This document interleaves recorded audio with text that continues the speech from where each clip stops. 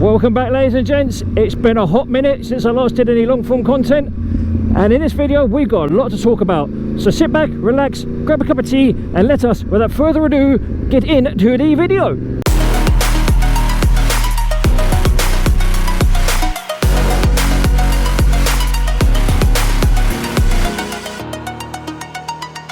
So ladies and gents, how are we all doing? I hope you're doing well. And as the title of the video suggests, we've got a lot to talk about. First things first, it's almost a year of me owning the R1, and I am loving and have loved every second of it. Second of all the parts that I've recently purchased for the R1 are acting and working amazingly well. So in terms of the parts that I've recently acquired for the R1, as you guys know, I've recently done the bar ends, I've done the grips, I have also done the braided front brake lines, and I've accumulated a couple of bits of all my add-ons, i.e. my phone holder, my GoPro mount, and a few other random bits and bobs along the way. But my most recent purchase, one that I've been procrastinating about for absolutely ages, is the decat. I have toyed with getting the Akropovich official decat for the R1. Unfortunately, due to financial situations, trying to get hold of one is virtually impossible. So I did the next best thing and got myself the Delkovich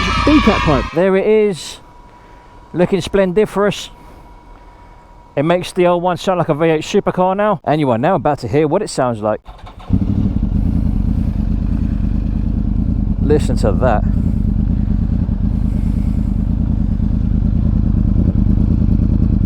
Sounds beautiful, doesn't it? Sounds like an R1 should.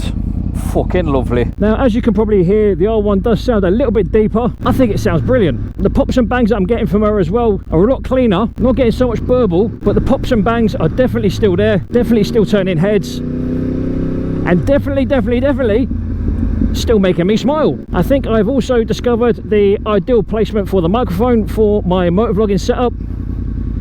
I'm still using the Hammer boom microphone that I purchased a while ago, but instead of it being up in the cheek pad, I have actually relocated it to lower down in the cheek, but not actually in the cheek pad, but just behind it. I found that I was encountering way too much wind noise, so I took the cheek pads apart, relocated the microphone, and all seems well. If you guys haven't already seen, I have been doing a lot of shorts. I do apologise if it sounds like I'm shouting.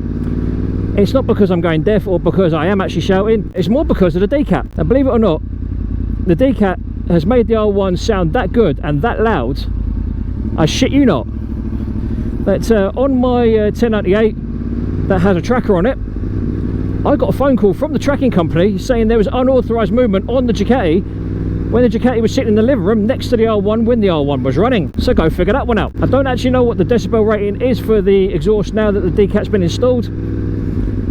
I would have recorded it, but let's face it, if you've seen one decat install, you've seen them all, because they're all pretty much the same thing. Same principles, same work ethic, same process, just different looks, different styles, different bikes obviously. So I'll be honest, I didn't see the point in videoing it. What do you guys think of the exhaust now that I've put the decat in? I personally think, like I've already said, and I'll probably say another couple of times before the video ends, I am loving the noise. I'm loving the way the bike burbles. I love the way it pops and bangs. You know, it's just doing everything I could ask for it, and it didn't cost me a fortune, which in itself is amazing, because everything these days is so bloody expensive. With the way things are going money wise, in terms of not necessarily my work, but you know, the world in general, everything is getting more expensive. So to be able to afford the official Akropovich decat for the R1, I would have to either have got a loan or applied for a credit card, neither of which are high on my list, which is why I went for the more affordable option and got the Delkovich decat. Okay fine, it's not titanium. Okay fine, it's not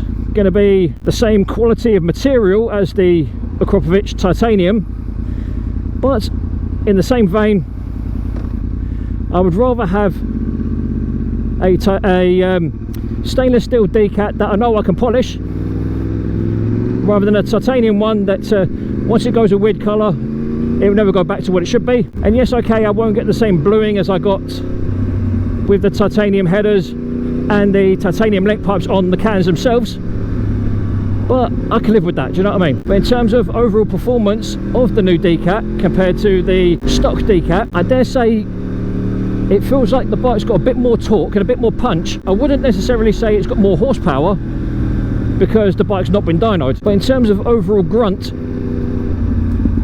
I think it has improved slightly. The bike seems to be able to breathe a little bit better, run a little bit harder. It just likes to be ridden hard again. Well, I mean, I say hard again. I've never ever ridden the R1 to its fullest, not yet anyway. I mean, I've done a couple of highway runs where I've got a decent speed out of her, but nowhere near the sort of speeds that I know she's capable of. But on the whole, everything that I've done to the R1 so far, I think has been done tastefully. I don't think it's been too over the top. Yes, okay, I could have quite easily have done without the braided hoses, but I just wanted that little bit more bite, a little bit more feel from the front end, just like I do with the 1098. And the braided hoses and new brake pads that I installed a little while ago all seem to have accumulated in a much better feeling front end, and I can't really complain. The bike has now gone from me needing 2, 3, 4 fingers to apply the brakes to 1, sometimes 2. It's very rarely I use more than 2 fingers to apply the brakes now. It just seems way more responsive, and naturally I'm loving that fact because it means that I can now ride the R1 more like the way it deserves to be ridden, which is more like a sports bike and less like a fucking tourer. Not like I ride the R1 like a tourer, but I now have more confidence in it to ride it the way it deserves to be ridden. And boy, have I been abusing this poor bitch. If you guys had not already guessed, we are now in October and it's not very warm. It's nowhere near as warm as it has been over the last couple of weeks, but then again, as winter approaches, it gives me more opportunity to do bits to the bikes, you know, like maintenance wise and upgrades wise. Now that I've got the D-Cat on the R1, my next big purchase is probably going to be either a quick shifter or some sort of power commander, but that's going to come after Christmas, I think. And I know I've already said it before, but I'll say it again and again and again. I love my bikes, I love riding, as you guys know. I love my R1, I love my 1098. I'm not going to sell either of them. I'm just going to be out enjoying my bikes for as long as I possibly can, for as long as my body will allow me. I just can't get over how good this sounds. You know, I know the cross-plane crank motor does sound a bit V4-ish, but also if you want to be pedantic, it does sound a little bit V-twin-ish as well. But I just can't get over how V8 supercar-y it now sounds, and I love it. That's all I can say. I know people are going to turn around and say, oh, you should have saved your money and got the Akropovich pipe, and you should have done this and you should have done that. But unfortunately, I am an impatient person, and if I have an option to get something a bit cheaper that will do the same job, I'm going to take it. Do you know what I mean? That's all there is to it. As I always say, ladies and gentlemen, for the 7,000 subscribers that I currently have, I thank you all from the bottom of my heart.